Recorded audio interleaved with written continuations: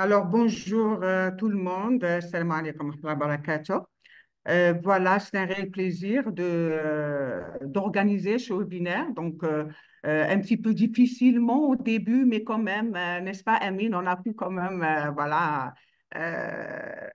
euh, organiser cette journée grâce à la collaboration du ministère de la Santé essentiellement. Et je tiens à remercier donc au passage Monsieur Lusfi, donc docteur Lusfi, président de la Société algérienne d'infectiologie. Vraiment, il m'a apporté une aide très précieuse. Je le remercie. Voilà, avant de commencer cette présentation. Alors, euh, sûrement, professeur Hachid a parlé de beaucoup de choses très intéressantes, notamment sur le plan épidémiologique, sur le plan diagnostic virologique, sérologie, etc. Moi, je vais parler essentiellement des manifestations neurologiques de cette infection, en fait, qui constitue le gros problème, c'est-à-dire la gravité de cette infection émergente.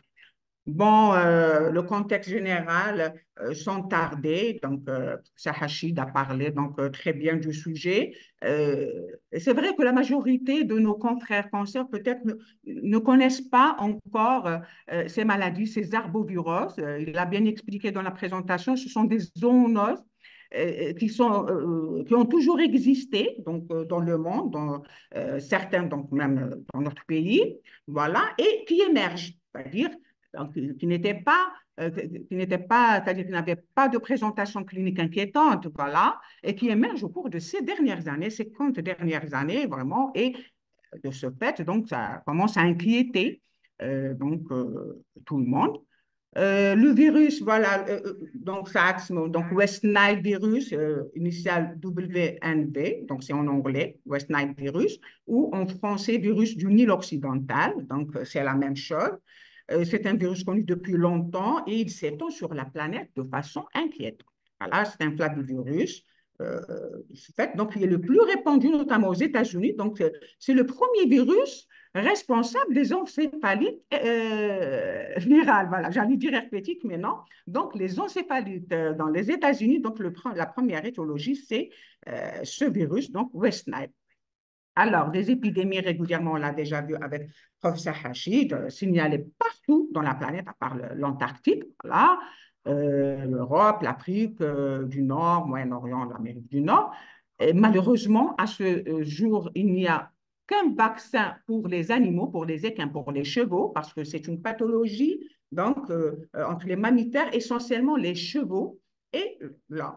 Voilà, donc il n'y a pas de vaccin pour l'homme, il n'y a pas de traitement antiviral spécifique de cette infection, donc il n'y a que d'un traitement symptomatique en cas de maladie déclarée, et ce qui a quand même des conséquences sanitaires et économiques importantes. Le seul moyen de prévention reste la lutte antivectorielle, c'est-à-dire lutter contre les moustiques et tous les facteurs de risque qui favorisent ces infections. Alors, en Algérie, c'est un pays endémique, endémo-épidémique. Donc, vous avez très bien vu donc, les slides de professeur Hachid qui parlent d'augmentation des cas, notamment de formes invasives donc, au cours des dernières années, donc surtout après Covid. Voilà. Donc, pourquoi l'Algérie, donc, il a expliqué, elle se trouve sur le trajet des oiseaux migrateurs. Donc, les oiseaux qui migrent des zones froides vers des zones chaudes. Voilà, des oiseaux migrateurs. Ces oiseaux qui portent le virus, qui constituent le réservoir du virus et qui vont transmettre ce virus à l'homme par les piqûres de moustiques. Voilà. Et tout cela, on sait que le moustique, là où il y a de la chaleur, de l'humidité, ils vont pulluler, ils vont être en nombre très important et ce qui favorise les risques d'infection. Les facteurs climatiques, réchauffement, modification de la biodiversité, tout ça, les voyages internationaux, donc tout ça fait qu'il y a une augmentation quand même du risque de cette infection. Alors, on agit les choses, c'est-à-dire toujours devant ces risques et cette émergence de cette zoonose. le ministère de la Santé donc, diffuse régulièrement depuis des années des notes et des instructions ministérielles en rapport avec ça, avec l'infection du virus West Nile, et essentiellement pour promouvoir donc, la politique de prévention, de surveillance, de dépistage. Et c'est dans ce cadre qu'on a organisé le webinaire, donc essentiellement pour informer donc, des acteurs et des personnels de santé des actualités et des dangers de cette maladie. Alors, rapidement, le cycle du virus, donc vous l'avez déjà vu, donc le cycle du virus, le virus pour être maintenu dans la nature, il a besoin donc de deux choses, essentiellement d'un réservoir, qui est les oiseaux, et du vecteur, qui est la moustique. Alors, il faut savoir, donc, c'est ça le cycle du virus. Donc, les moustiques donc, vont contaminer les humains ou les animaux essentiellement, donc les équités, les chevaux. Voilà. Donc, ce qui fait, donc, il n'y a pas de contamination. Donc, les hommes et les chevaux sont des hôtes accidentels et ils constituent des impasses épidémiologiques, c'est-à-dire ils ne vont pas contaminer donc ni le moustique, ni l'oiseau, ni il n'y a pas de contamination interhumaine, ni contamination homme-animal. Voilà. Donc, c'est des impasses, c'est-à-dire ça va rester chez l'homme et ça va rester chez l'équipe. C'est-à-dire que c'est des hôtes qui ne vont pas entrer dans le cycle. Ce qui va entrer dans le cycle, c'est uniquement entre l'oiseau et le vecteur. Voilà. Donc, le vecteur, il sera contaminé à partir, donc, lorsqu'il pique, donc, enfin, pardon, lors de piqûres des oiseaux malades, voilà, qui sont les réservoirs, et il va donc, il va faire une virémie, donc, et il va inoculer donc ce virus aux hommes et aux animaux lors des piqûres d'insectes. Voilà la présentation classique de la maladie, c'est-à-dire de façon donc, générale. Voilà, donc c'est schématique. Alors, il y a la contamination, donc, ce qui va rouge, donc la contamination après piqûre d'insectes. Enfin, je précise que c'est des rares cas de contamination par les produits sanguins, c'est-à-dire c'est très rare, ou bien par les greffes d'organes, materno-fœtales exceptionnels. C'est des cas vraiment décrits essentiellement aux États-Unis, hein. C'est-à-dire que ce n'est pas très fréquent. Voilà. Le vecteur donc, de cette maladie reste essentiellement les moustiques. Donc, les produits sanguins, les produits de corps humain, les greffes, les contaminations, les maternelles, tout ça, ça reste très, très rare. Voilà. Alors, lors de la contamination, donc, on aura une période d'incubation qui sera silencieuse, donc, et cliniquement et biologiquement. C'est-à-dire, c'est une période où le virus, donc, ça va, donc, une fois le virus donc, inoculé, donc, il va commencer à se multiplier et sera responsable d'une virémie. Donc, cette période d'incubation qui est silencieuse, c'est de 2 à 6 jours avec des maximums jusqu'à, bon, on va dire, 2 semaines. Voilà. Et donc, après 6 jours, début des symptômes. Les symptômes qui sont variables, on va voir donc les différents symptômes qui sont variables et qui vont durer de 3 à 7 jours. Parfois un peu plus selon les formes, voilà, mais en général 3 à 7 jours. Et c'est à ce moment qu'on peut détecter, donc pendant cette période, qu'on peut détecter les fragments du génome viral par RT-PCR. Donc là, c'est la première. Donc, ça a été très bien expliqué par le professeur Hachi. Voilà. Au-delà de 10 jours, de 2 semaines, on pourra faire le diagnostic par la sérologie, détection IgM par sérologie. Donc, il faut savoir que donc il a bien expliqué, ces IgM, anticorps IgM, peuvent persister jusqu'à 1 année. La même chose pour les IgG. Voilà, donc c'est à peu près ce qui se passe pendant donc, la maladie. Voilà, donc l'historique des signes cliniques. Enfin, j'ai dit l'historique des signes cliniques, c'est par rapport, donc ça a été très bien expliqué dans l'intervention précédente, le virus n'était pas aussi symptomatique. Il n'y avait pas d'expression clinique et ce n'est qu'à partir des années 50 qu'on a parlé de la première épidémie avec maladie neuro-invasive, donc des décès de 4, voilà, dans les territoires, donc en Palestine en 57. La plus grosse épidémie, la plus grande épidémie était donc l'Afrique du Sud, au niveau du Cap, en 1974, avec 18 000 cas suspectés, 307 confirmés et quand même zéro décès. Voilà. En Algérie, donc, c'est à partir des années 90, notamment la moitié, donc, donc au milieu des années 90, 94, qu'on a commencé à parler de l'infection donc symptomatique, enfin, des formes graves de l'infection West Nile avec 8 décès donc, notifiés pendant cette épidémie. Alors, revenons aux aspects cliniques. Je vais essayer de ne pas tarder comme ça pour rester dans la durée donc, du webinaire. Alors, il faut savoir que sur 100 patients, 20%, disons donc jusqu'à maximum un quart, mais en général, c'est 20% des patients uniquement vont faire une symptomologie, une infection symptomatique, c'est-à-dire une infection avec des signes cliniques. Et le reste, donc 80% à peu près, donc l'infection va passer inaperçue. Donc, il n'y aura aucun signe clinique. Dans les 20% donc, des patients symptomatiques, moins de 1% vont faire une forme neuro-invasive. On parle du système, invasion du système nerveux. Donc, Emine a dit, donc, en général, c'est 1%, c'est quand infection. Voilà, vont faire une forme grave. Voilà. Et le total donc, des formes fatales, en général, c'est 10%. Voilà, donc évolution, donc le taux de mortalité. Là, 0,1% parmi les 0,1% des infections, bien sûr. Voilà. En général, donc, ce qui a été rapporté récemment, des rapports donc, au cours de ces dernières années, ils ont montré donc, les différents donc, rapports des données épidémiologiques concernant les virus. Il y a une gravité qui augmente au fil du temps. Donc, voilà, on a parlé donc du virus en Ouganda en 1937, et puis à partir de là, donc quelques épidémies sans grande gravité. Donc, la mortalité a commencé vers les années 50, 60, et puis tous les continents donc, sont atteints. Le continent américain vers 1999, avec donc les plombées épidémiques de 1900, donc de 2000 jusqu'à 2010, chaque année des plombées épidémiques, des taux de décès quand même assez importants.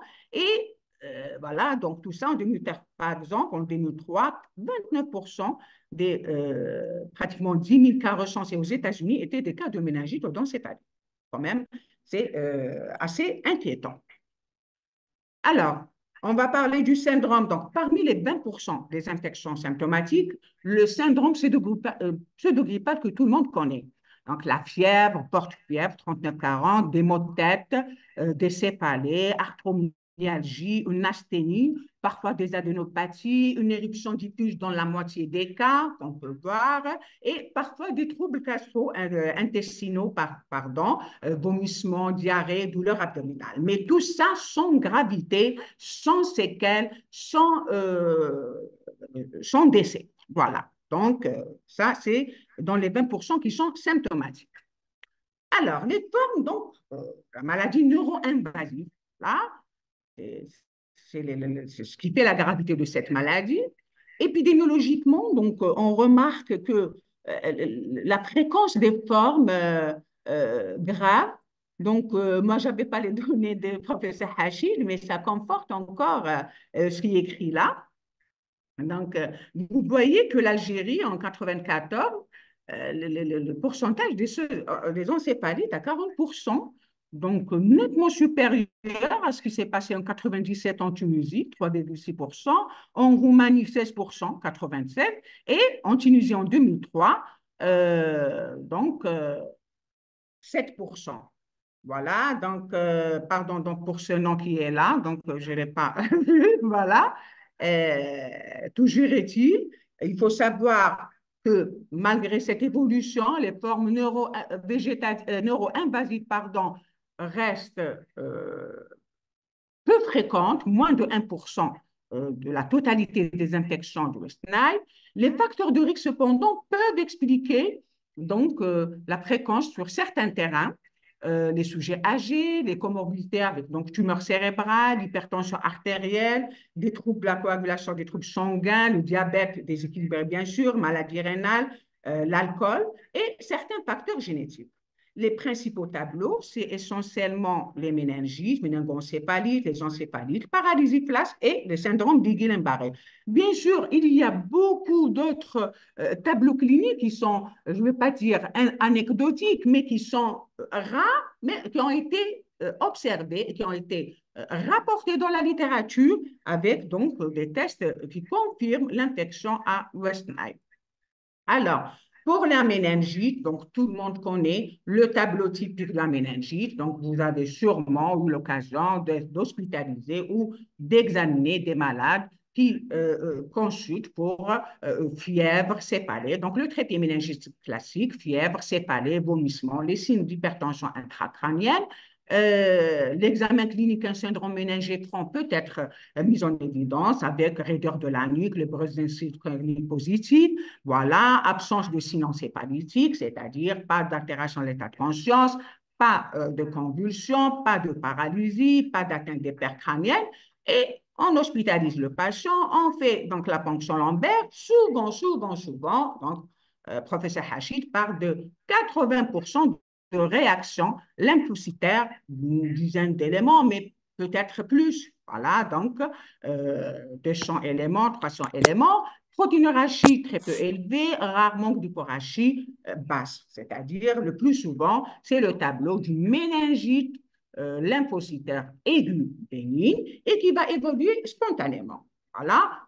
Parfois, elle peut donc être suivie par, ce n'est pas des séquelles, mais une convalescence un peu prolongée. Donc, une fatigue, persistance des céphalées, mais sans gravité aucune, là, puisqu'il n'y a pas d'encéphalite.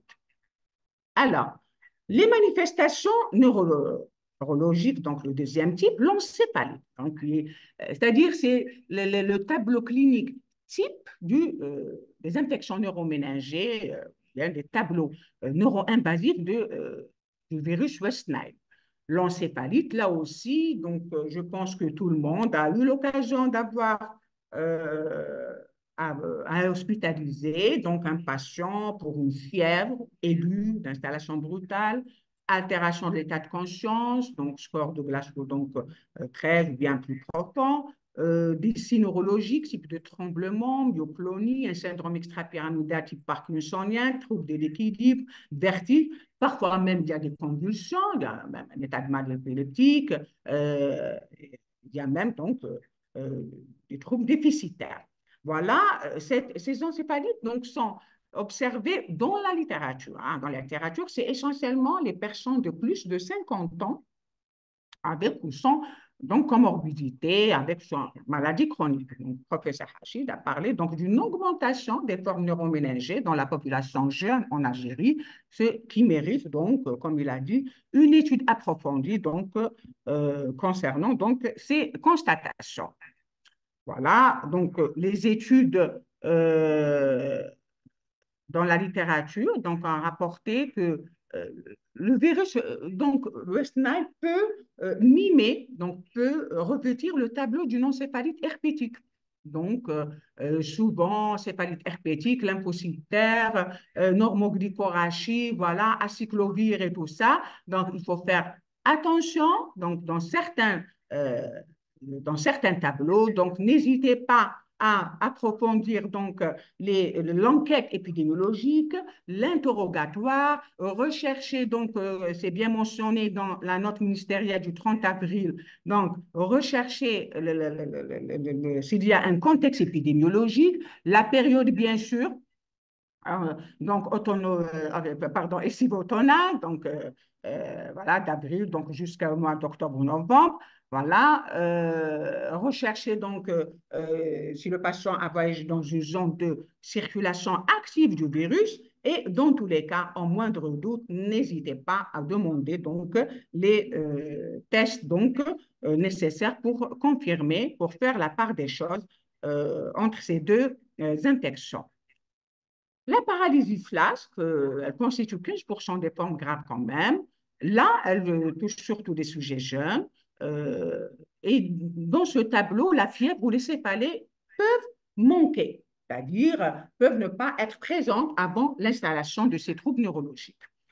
Les formes mimant l'infection poliomyélitique, donc avec faiblesse, persistance des membres, il faut savoir que souvent l'atteinte elle est unilatérale, donc souvent asymétrique, il n'y a pas d'engourdissement et parfois il y a une douleur.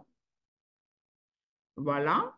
Alors, pour les manifestations, d'autres manifestations neurologiques, on a l'ataxie cérébelleuse, donc une cérébellite, qui peuvent être évoquées devant des tremblements posturaux bilatéraux, une ataxie, une nystagmus, tout ce qui est en rapport avec l'atteinte cérébelleuse. Des cas ont été rapportés et confirmés, donc l'origine du virus West Nile. Alors là, ce cas m'intéresse. J'ai parlé au début, donc je veux essentiellement c'est-à-dire rapporter spontanément les différents tableaux qu'on hospitalise et qu'on découvre par la suite que c'est des West Nile. Alors, ce cas donc m'interpelle parce que j'ai eu récemment, donc j'ai parlé à professeur Gnifi concernant donc, une malade que j'avais et qui était hospitalisée pour un syndrome méningé fébrile, mais en fait, elle avait surtout un tableau de myélite. Donc, paralysie ascendante des deux membres inférieurs, anesthésie en selle, paralysie donc qui remonte jusqu'à l'abdomen. Voilà. À la ponction lombaire, on trouve un liquide purulent, 3000 éléments polynucléaires, hypoglycorachie. Donc, et le tableau donc, n'était pas le tableau bruyant du pneumocoque ou bien du méningo, donc aucun contexte. Malheureusement, donc je reconnais, hein, voilà, c'est-à-dire tout le monde, encore, c'était pas la période, hein, c'était en février, en mars, voilà. Donc, j'ai posé la question à Dimitri, si je vais, donc j'ai oublié de poser la question au professeur Hachi, si je ne devrais pas faire une sérologie pour cette malade qui a bien évolué, mais qui a gardé des séquelles quand même au niveau des membres inférieurs. Voilà. Alors, c'est un cas pareil ici, un syndrome, hospitalisation pour un syndrome méningé fébrile, pardon, pour un coma. Ils ont évoqué d'abord un AVC, scanner donc a éliminé le diagnostic. Ils ont fait la ponction lombaire, des polynucléaires, 300 éléments, donc neutrophiles, voilà. Et la glycorachie, elle était normale. Donc, ils ont commencé un traitement, antibiothérapie, la corticothérapie, tout ce qui s'ensuit. C'était une malade admise en réanimation.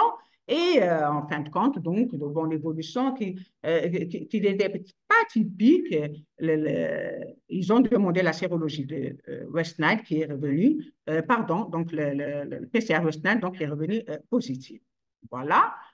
Euh, les autres manifestations, donc, par rapport, c'est-à-dire toujours dans les manifestations neurologiques ou neuroméningiques du West Nile, une étude a comparé, donc publiée en octobre 2024, elle a comparé les encéphalites West Nile avec les autres encéphalites et quand même, ils ont donc montré qu'il y a un profil inflammatoire relativement important pour le West Nile par rapport aux autres encéphalite virale. C'est pour ça qu'elle ressemble un peu à une méningite ou bien à une infection méningoencéphalite bactérienne. Donc, il y a cette,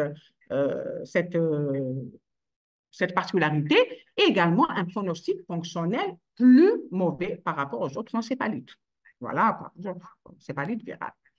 L'imagerie, en général, elle montre essentiellement une atteinte thalamique.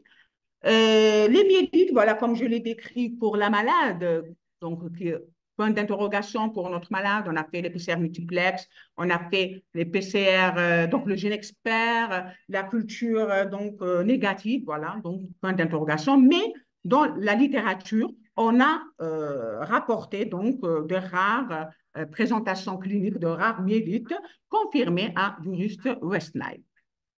Voilà. Le diagnostic biologique, je vais passer, donc il a été très bien expliqué par notre expert, donc professeur Hachi. Voilà. Et le message que je voulais transmettre, Il faut savoir que l'infection est souvent asymptomatique, 80%. Mais toute la problématique, c'est dans les formes neuro-invasives, toujours y penser au moindre cas suspect. Donc, prélèvement, faites des prélèvements au moindre doute, surtout pendant cette période. Malheureusement, aucun traitement antiviral spécifique, aucune vaccination, pardon, donc pour l'homme. Et le seul moyen de prévention, c'est la lutte antivectorielle et donc la surveillance, donc selon, dans le contexte, dans le concept One Health, c'est-à-dire concernant donc et la médecine humaine, la médecine donc animale, vétérinaire, l'environnement, tout. Donc, une seule optique, donc une seule santé, donc, comme le stipule donc les slogans de l'OMS. Je vous remercie, professeur Mamou. J'espère que je n'ai pas été assez longue. Voilà. Merci, professeur Charaoui, pour cette intervention, cette excellente intervention Merci. qui nous rappelle que malgré ce qu'on dit sur la pathologie de West Nile, comme je l'ai rappelé déjà, en disant que c'est sur 1 sur 150 cas, on a des manifestations neurologiques et que c'était extrêmement rare, mais on a vu à partir de votre intervention que tout signe neurologique, quel que soit ce type de signe neurologique, surtout si on est dans la période entre avril et octobre, doit nous inciter justement à réfléchir. Est-ce que c'est Ouais. que pendant l'épidémie de Annaba de 2024, depuis l'année passée, dans les premiers cas observés à Annaba, ce qui nous a attiré l'attention, c'était d'abord cette recrudescence, entre parenthèses, des méningites à liquide clair, et qu'on ne retrouvait absolument rien. Mais devant l'association, surtout que ce soit en infection ou en pédiatrie, qui nous a insisté à réfléchir, à élargir notre, disons, réflexion et aboutir à Osnaï avec tout ce qui s'est passé par la suite. Je pense que, professeur Charaoui, il n'y a pas de question, mais il y a une remarque, juste une remarque où il y a une personne, c'est le portable qui apparaît, mais il parle de méningoencéphalite à West Nile observée chez une, je ne sais pas, cas pédiatrique ou en pédiatrique, puisqu'il parle au départ d'un enfant, avec une fièvre qui est prolongée jusqu'à un mois, importante, résistante aux antipyrétiques et surtout absence de sensation lors de la PL. Vous voyez que le tableau est vraiment très atypique, qui a abouti apparemment par la Oui, suite à oui. une. Oui, et j'ai parlé tout à l'heure avec professeur Haji, c'est-à-dire est-ce qu'il y a une explication pourquoi on a autant de formes neuro-invasives c'est-à-dire, j'allais lui poser la question, peut-être qu'ils sont plus virulents, nos virus, avec nos oiseaux migrateurs, d'autant plus que vous avez vu aux États-Unis, il y a eu même donc des morts parmi les oiseaux migrateurs, ça devient virulent aux États-Unis, donc alors qu'ils étaient uniquement un réservoir des porteurs. Il faut faire un travail là-dessus pour trouver des explications. Sinon, pour la question de la consoeur ou bien du confrère concernant la persistance, bonjour Wahiba. Bonjour. Bonjour, Ravi de te voir Bonjour, c'est parmi Marie. nous. bonjour. Bonjour Wahiba. Bonjour. Alors, franchement, je n'ai pas une réponse. Enfin, ça doit être des séquelles. Ça doit être des séquelles. Il faut savoir que l'évolution des formes neuroméningées, neuro-invasives du West Nile, donc, peut se faire vers le décès, la guérison ou bien vers des séquelles. Voilà, donc il faut continuer dans le traitement symptomatique, à savoir le traitement de support, les réhydratations, la nutrition, les perfusions, les antipyrétiques, etc. Voilà. Oui. Justement, c'est-à-dire l'intérêt de cette intervention, c'est juste de rappeler à l'assistance que toute manifestation neurologique et surtout méningite radiculaire, on a l'habitude, surtout que l'évolution, dans la plupart des cas, c'est une évolution spontanément résolutive, mais derrière, qu'est-ce qu'il y avait derrière? Et d'autant plus, tu l'as bien précisé dans ton intervention, que cette pathologie, ces méningites peuvent mimer n'importe quelle méningoencéphalite et Bien en sûr, oui, particulier les herpétiques. Des fois, on est oui, obligé de faire un traitement d'épreuve et voir l'évolution des choses.